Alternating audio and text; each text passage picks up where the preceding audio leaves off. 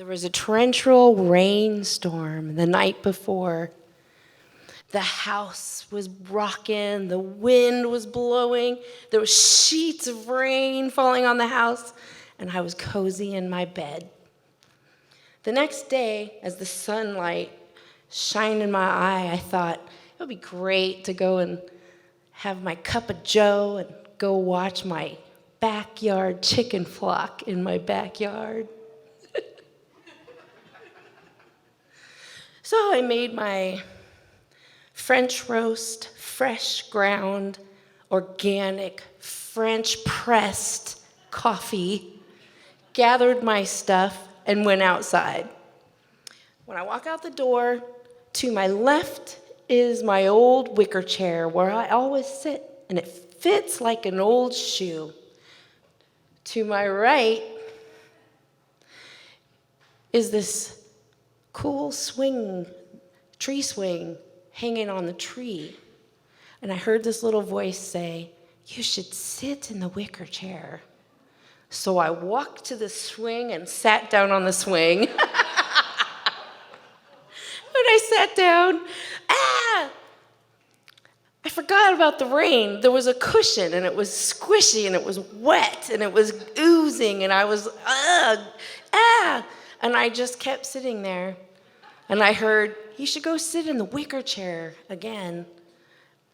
And I just kept swinging, in the humidity, cool cushions on your derriere will be very cooling. So I just kept sitting there, watching my backyard flock of chicken. They're very cute, too. One of them's name was Gonzo, and he looked just like Gonzo. He was wild. Okay, so there I am sitting in my chair.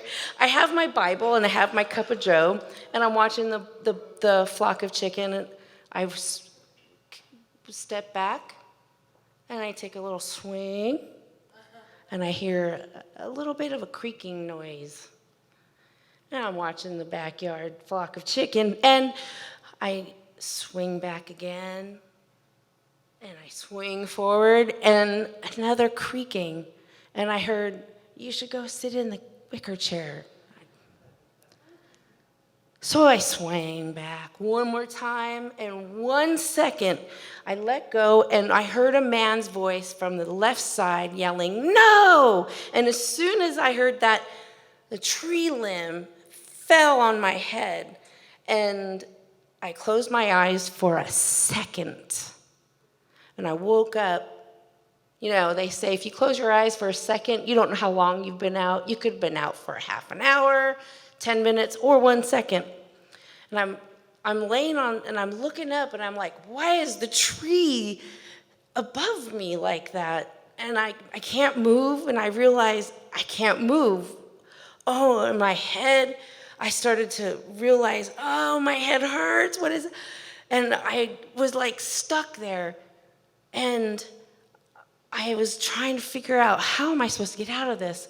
And I thought, well, I heard, "Check your body limbs." So I was like laying there. My feet were straight up in the air. I was still in the bench. I can move everything. And then I checked my neck. I could move my neck. And I was like, how am I going to get out of this? And I'm like in pain and agony. And I got this brilliant idea to do a backwards somersault.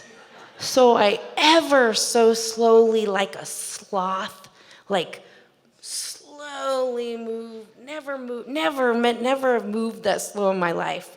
But I didn't know if there was something wrong with me, so I was trying to be really clever and careful. So I stood up, and my head was hurting, and I heard, "What is that next to you?" And I look to my right, and there's the tree limb hanging on an electrical wire connected to my house. And I heard that voice say, "You need to get that wire and that tree off of that wire, or else you're going to be electrocuted to death."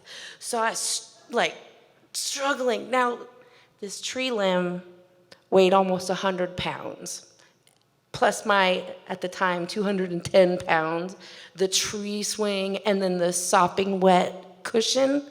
So whatever the math is, that's all this weight. So here I am and I'm in pain, and I'm trying to struggle, lift this thing up. I can't unhook it from the wire. And I started to yell for my brother. Well, first I heard, where's the man that was yelling no? And I was looking, like, nobody's there. No neighbor, nobody. And I was like yelling for my brother, who was sitting inside watching TV. I think it took about a half an hour for him to hear me. And he came to the door and he yelled, what do you want? And my dad, who was living with us at the time, he had dementia, so he was there. And they were both just standing there. My brother came out, my dad, who is a superhero dad, who came to rescue me for everything and anything, like picking me up. Hey there.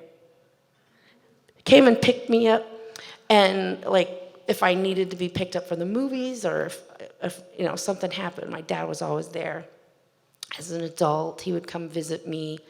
So here's my dad.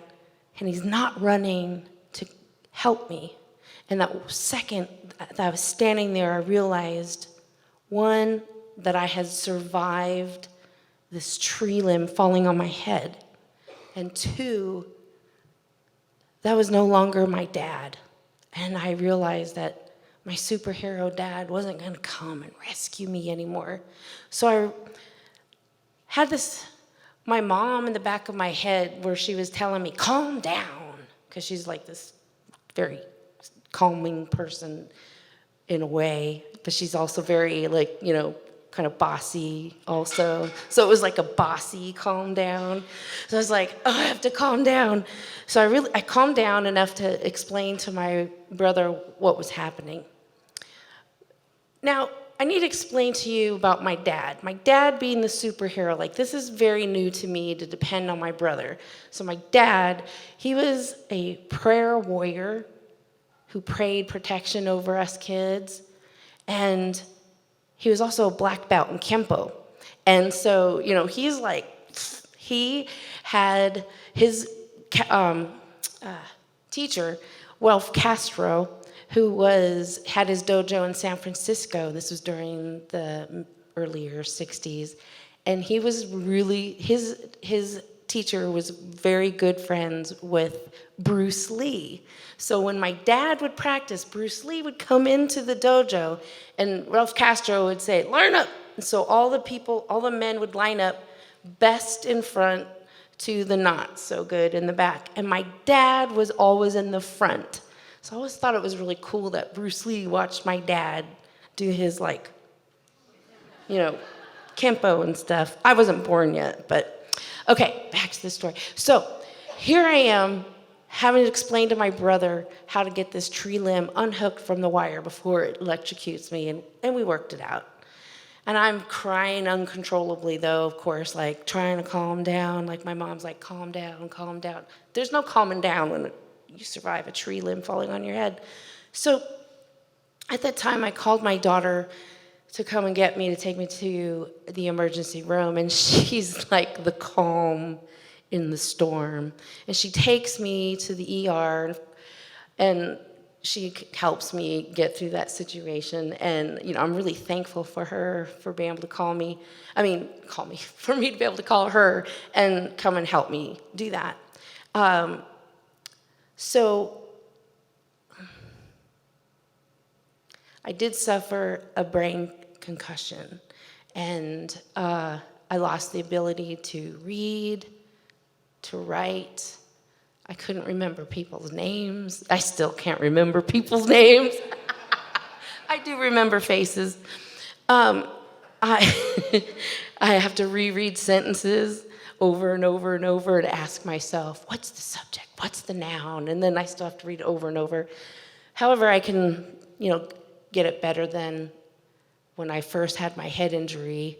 So I had to do a lot of PT, OT, speech therapy, and counseling for the PTSD that I have from this, and I couldn't walk under trees for a long time. It was awful. It was really scary, and I'm in continuous pain. So my neck, I have 2 neck degenerates as a result also, and so it's sitting, I can't sit for very long, I can't really drive very long. So there's a lot of stuff that I have to deal with. But I'm very thankful to be alive. And I'm thankful to God that I'm alive. And after that happened, we had a tree limb service come to cut this 3-story tree down in the front of my mom's house. And the tree people, they had one guy who was the boss, so I was talking to him, and I was telling him this story about what happened. And he said, "How are you still alive?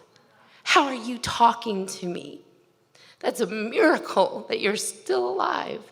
He said, "Those are called widow makers. I just cannot believe that you're still alive." I had walked him in the backyard to show him the tree limb, and he couldn't believe it. And I asked him, and he said it was, about 80 to 100 pounds. My dad says it was 100 pounds. He was also a fisherman from Alaska, so I was like, okay, so I'm going to say almost 100 pounds. It does sound better.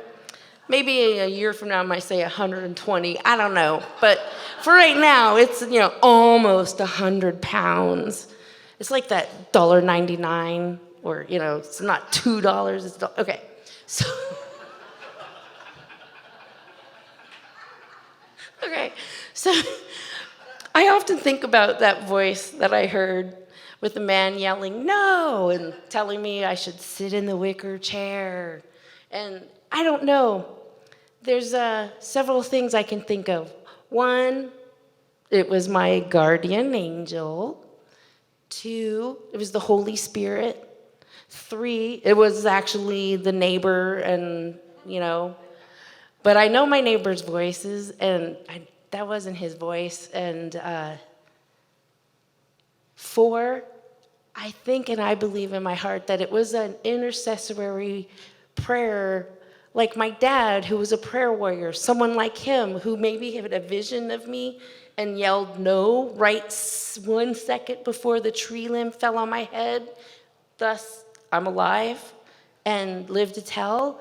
And so I'll never know until I graduate and go to heaven, and I can sit and ask Jesus, okay, so this is what happened. And I'm sure he'll tell me. And, well, I'm on the subject of trees. I did look in the Bible and started realizing how many stories there are in the Bible about the tree of life, tree of good and evil, all that. The burning tree, the ark was made out of tree, all sorts of things. Abraham, there's stuff with Abraham with a tree. There's Jesus died on a tree. I mean, I don't know why or how or why I connect that to it, but I do. But one of the things, there's so many things to be thankful for. I'm thankful because it changed me, even though I went through a lot of pain, and I would prefer not to have it, but I became a much kinder person and more patient, and I see people differently, and I see the beauty in everyone. Like, all of you are beautiful. And then sometimes I see things like in people that they need to work on. Of course, that's hard to deal with sometimes, but I'm thankful for that too, because I know what to pray for. Well, one of the things that I think about is, well, my dad, he did pass away, and he always prayed for me and would always tell me, "Margaret, I just want you to get to a point where you're not controlled by the outer things in the world, and that you have peace in your heart, and that you don't lose control over yourself." So I feel like, the game of Candyland, when you get on the right spot and you project way up in the front, and you're in front of all the people. And so you fast forward, 30 paces. So I feel like that's what happened with me as a result of this, because of the patience, and I also have a zest for life too, because of, when you face death like that, it's you are very thankful. So there's one other thing. I received prayer from people, like my brothers and sisters in the Lord, and some of them are here. A lot of people prayed for me, And sometimes I'm like, okay, yeah, I'll do the courtesy. Yes, you can pray for me. But sometimes prayer miracles do happen. And I did have a miracle happen. I used to be in a constant 7 or 8 pain level, and I was prayed for by a young man, and he had word of knowledge, and he said, "You're going to have a radical healing tonight." And I didn't believe him at first, and I was like, "What?" Well, when he prayed for me, I used to not be able to move my neck. I used to be like this, and now I can move it like this. So if you have people coming up to you and asking you to pray, let them pray for you, because you never know who is going to be the miracle that God's going to pull out or land a miracle on you. And so let people pray for you. If you don't believe, I honor whatever your belief is, but this is my plea that it's just crazy. And so my other thing I'd like to say is please trim your trees. And I should have sat in the wicker chair.